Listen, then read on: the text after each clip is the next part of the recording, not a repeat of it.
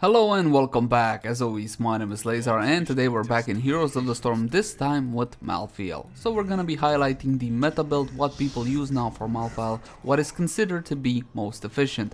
You don't have to follow along with whatever I pick, just check the video description for the suggestion to the build. Now let's see what we got. We got Malthael, Tracer, Kharazim, Tychus and Zeratul. As you can see, all assassins and one support. Yes, one support. On the enemy side we have the Butcher, Alexstrasza, Nova, Zul'jin and Kerrigan. Talent level 1 is going to be Fear the Reaper.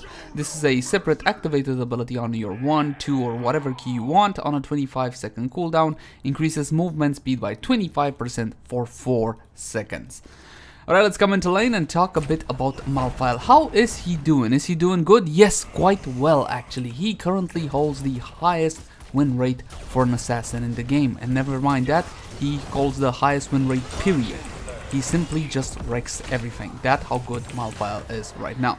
Kerrigan does manage to pick up a kill there, jumping onto our Kharazim, and that's gonna be first blood for the enemy team, and second blood by Nova on Tychus. So not the best start to the game. Considering the two team compositions, this might end up in a shit show, so please keep that one in mind. Now I can't go out there, even though I could jump to Zul'jin using my W Wraith Strike, but I think I would get caught out of position just like Tracer is now. Ooh, she escaped. I really thought she might die there. So yes, right now if you're planning to buy an assassin and you're just interested in him being efficient, then definitely go for Malthael. GG I guess. Okay, GG I guess, apparently not even a minute into the game. Okay, it's alright guys, never mind that. I only have chat on because I played with my friends recently, but chat by nature, not the best of ideas, I gotta say. Let's see if we can be Major League Trick. Unfortunately, no Major League Trick, but that still might end up in a kill. Okay, I got this. Keep running after Nova. That's gotta be the right one. The right one escapes, unfortunately, and Tychus will now die to tower damage because of a chase OP. But at least we got a kill. So there's that. Okay, there's the real Nova. You see, she's right over there. Much easier to spot cloakers nowadays. Now that's not necessarily a good thing from my point of view. I love the old cloaks because they were actually cloaked. I mean, you had to try and see them. Okay, this is the real Nova. I can't jump in there because there's 3 people, and even though by nature I'm a pretty aggressive player, there's a difference between playing aggressively and being stupid. So we're just gonna wait a little bit here, get the wave clear on, and take a look at the score. It's level 3 to level 4, enemy team having a slight advantage, and there's a brawl going on to the bottom lane. Next talent, Die Alone. Now this build can be considered a Q build. You wouldn't be wrong in saying that this is a Q build. Wait, now. Okay, now you see what I did there is pretty obvious, but I'm gonna tell you anyway. The Butcher puts his W, his brand, on you. When that happens, it's ideal not to stay within his range, so he doesn't get healing off of you. Wait for it to run down, then run back in. When it comes to solo laning, definitely Malthael is a worthy pick, so you can solo lane quite nicely. He's got plenty of wave clear, not as much as a specialist perhaps, but he's still got plenty of wave clear, and he's got great sustain because of his default kit. So again, great solo laner as well. We're doing good here. I don't think they're gonna be able to secure bottom, and I will be playing with Butch. When playing with Butch, the most important thing is to count the cooldowns. 1, his stun, and secondly, his W ability which he will attempt to place on me. Okay, he puts brand now. I activate my movement speed. It's over. I still have movement speed, and now I go back in. He doesn't have movement speed anymore, and but he might actually get the cooldown in time. It's tricky now.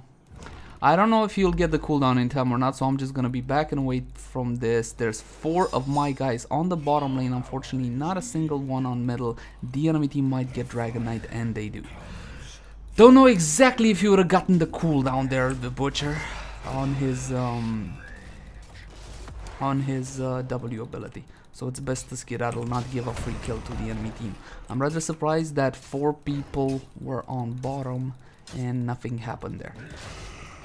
Okay, increase the movement speed a little bit. Zeratul comes in and doesn't even, I mean, I don't think I don't think his W ability was even on the same screen as the Butcher, but hey, that's just me, let's not be mean and all whatnot. Next talent, at level 7, we're gonna go to Cold Hand. Your Q ability, Soul Rip, slows enemies by 20% for 2.5 seconds. Now on the bottom lane, the Dragon Knight is pushing uncontested, but I will go back to top lane because we do need that soak. We are 1 level behind, and it's 5 and 5 on kills. Alright. He ran away. Damn it. If I had less rights, things might be different. Then again, at level 10 he will be able to silence me. And by the way, things are shaping up right now. It looks like we will be picking up our level 10s after the enemy. Okay, he's got that, and I'm coming back in now. He healed. The brand is gone. Now when staying in minions, of course I can get more healing than he can. He doesn't have the thing, does he? No. Very close duel between me and the Butcher right now. Gonna back away. Do I have Fountain? No, still got about 15 seconds left down Fountain. The Butcher probably went back just for that reason. And what he can do right now is charge me. So I'm just gonna be very, very cautious and wait for the cooldown on my Fountain. Level 9 and 9. Enemy team will be picking up the level 10s quite soon, which will put us at a serious disadvantage. I still need the soaking here. Pushing into towers, however. I still can escape the Butcher. That's not a problem. Using my... Okay, no, but I can't escape the Kerrigan too. Alright, I did activate my level 1. I know Kerrigan does not... Oh yeah, he's got level 10. Silence and killed. Yes, the advantage of level 10 there. Kerrigan did miss her combo, but Butcher did have the heroic there. I would have escaped otherwise. Level 9 and 10, like I said earlier. Not so good. Let's check out some stats. As you can see, I'm doing pretty much good level of damage, as Malthael is. Unfortunately, perhaps this is not the ideal composition for what I'm trying to showcase, but it should give you an overall good idea of how the build works and what Malthael is all about. Tracer getting charged. I know the Butcher doesn't have his R ability, his ultimate ability, his heroic ability, because he just used it on me, so I'm gonna head on over to the top lane. And now we have our heroic ability and of course his last rights. For the longest time, Tormented Souls was the heroic to have on Malthael. Thankfully, more recent changes brought Reaper's last rights into play. Good amount of damage onto him. We're gonna slow him a little bit. And we're gonna be backing away from this. I'm gonna get top lane. And nobody on the bottom lane currently, so we're not soaking there. But I see there is a fight going over middle. Not the best start of the game, but you gotta hold on. You can't give up so early in the game. And you can't give up, period. You never know what will happen. Okay, getting poked down seriously by Nova. I gotta keep my distance. Gonna activate my level 1 talent to reposition. Karazim is in play, puts down the healing.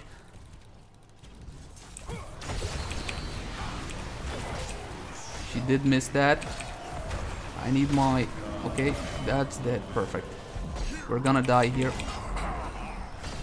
But will it be worth it? Taz Dingo. Of course not. Taz Dingo.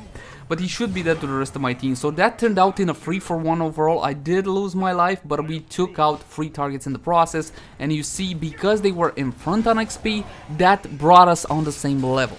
Okay, when you're in front on XP, a kill on you is gonna be a whole lot more worth than a kill on the enemy team, which is why 1-for-1 takedowns are not beneficial while you're actually in front of the enemy team. And the more you are in front, like your 3-4 levels, the more you're worth, so keep that in mind. Knockback on the Butcher. We're gonna pick up our level 13 talent, and it's gonna be Soul Siphon, increases Soul use bonus here, 4.75%. Butcher in a bit of a pickle. He does silence. I'm gonna jump him from behind. Reaper's talent level 1 activated. I don't know if this is the real one, but sure looks by the way how goofy she is. And we're gonna try to back away from this. Good amount of damage there. Oh god, thank god he missed that one. And that one. Karazin comes in, saves my ass, and that's gonna turn out in a 3-for-1. Once again, Taika's losing his health, but we take out 3 in the process. Awesome, awesome. Okay, things are starting to kind of go our way. Considering the amount of crowd control they have, considering they have a mere formality for the Butcher to charge and the Kerrigan to combo, they should really be coming out on top, again, because of that crowd control. However, the poor execution, especially on Kerrigan's part, kind of leaves a lot to be desired, which is why we have a chance at this. Theoretically, at least. Who knows? Alright, we got the scam. Very nice by Karazim there. Good focus. The GG Karazim not even a minute into the game. It would appear that it's not GG at the current time. Damn it, if you would have baited her just a little. Come on, bushy meta. Like the Chinese guy do it. You don't want no bush meta? No bush meta. Roger that. Well, in case of no bush meta, then might I suggest doing the mercenaries on the bottom lane when the teams are as silly as this, simply because the compositions, okay, I'm not referring to the players, I'm simply referring to the composition. Oh god. When the compositions are weird like this, mercenaries carry a whole lot more weight than usual. I'm going in on Kerrigan, heroic used. She bites the dust and we get the camp. Very nice. Unfortunately, not the entire enemy team paid attention to this, which allowed us to get it. Unfortunately for them. Next talent, Soul Collector.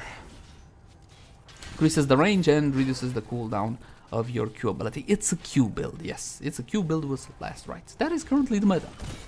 Kinda. Now that doesn't necessarily mean that you have to play this way. Not at all. Okay, Tazdingo, right? Yes, he does have Tazdingo. The question is, will my damage over time be... No, it won't. He popped E.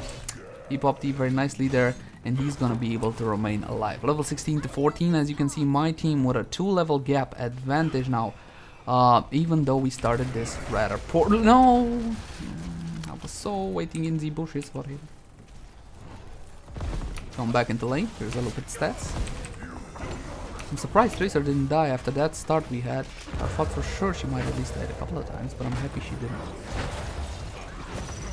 An attempt, no, good attempt. Had a combo there. Palm used very early by Kerosene, panicking a little bit. Not that I blame him, I get it. But we can't really stay all too clumped up. Why? The Butcher. Then again, it's not 20, so it's fine. Come on, come on. Can we get out Zertul? No. Zertul unfortunately loses his life there. 18 to 15, still a 3-level gap. And if you take a look on middle lane, you will see that this was a 4v5 because Tychus side pushed. Now, this wasn't actually a bad thing, again, when the team compositions aren't this weird, where you don't have your wave clear, your tank, your support, and all whatnot. Mercenaries and side pushing, such as specialist heroes, carry a bit more weight. That is just something I observed from the chaos that is quick match. Okay, I'm gonna help you, Tychus. He asked for assistance. I got you, buddy. We also got this camp, so we're gonna be able to push top lane quite nicely. There's still no keep down, even though my team has a considerable lead. You can't count them out yet. Not until keeps fall. When keeps fall, you can sort of relax, and the best relaxation is when you see the victory screen. That's the best one. Okay. They poked from the bush. Considering they didn't jump out and charge at us, I can take away the information that they're not all there. They weren't all in position. Otherwise, they would have been a bit more ballsy. As you can see, everybody right now is kind of maneuvering for position, looking for a way to engage better on the enemy team. Obviously, they have the much better engage because Butcher charge. I get focused down super hard. Thankfully, Butcher Terra fails, and I managed to escape there. This should be a nice turnaround for them. I mean, on them, of course. I jump into the middle. I see my team is not following, so I'm bugging out. A lot of cooldowns used there by the enemy team. We should really try this. Okay, I did manage to pick up a kill up on Alexstrasza. I jumped in. That was a 2 for 2 overall there. Tazdingo used Zeratul chases her. If he's got one blink, that's gonna be a kill. No blink. W used very poorly there by the enemy Azul Jin, and that's gonna end up in a 4 for 2 overall. Beneficial for my team. As you can see, my guys are splitting up now. Zeratul going to the top lane to secure the Dragonshire, and Tychus getting in position into middle. So that should be a dragon, and that might actually be the end of the game. Now, I know a lot of you like to play solo quick match for oh god, really? Come on. Alright, fine. A lot of you guys want to play solo quick match. You simply like a hero, you pick it up, you buy it for gold, and you go to quick match more often than not, from what I saw so far. If you go solo, because I go solo mostly just to test, you're gonna get these weird ass compositions, okay? Because I can't call them any other way. Assassins with specialist is the most common one. Try to adapt your thinking to your current situation, okay? Normal rules don't apply. Sometimes normal builds don't apply in these kind of things, because you gotta keep in mind that meta builds are made thinking about kind of normal situations, and by normal I mean, you know, normal comps. Angel of Death is gonna be our last talent, so please do try to adapt. Don't be fixed in your gameplay. This is what I'm trying to say. Don't have any sorts of prejudice. If you feel like this game one talent will be better than the meta choice because, then absolutely go for that one. Now we should avoid the fight now because Tychus is solo pushing again. And I'm not too eager going into a fight, even though I do have level 20 talent advantage.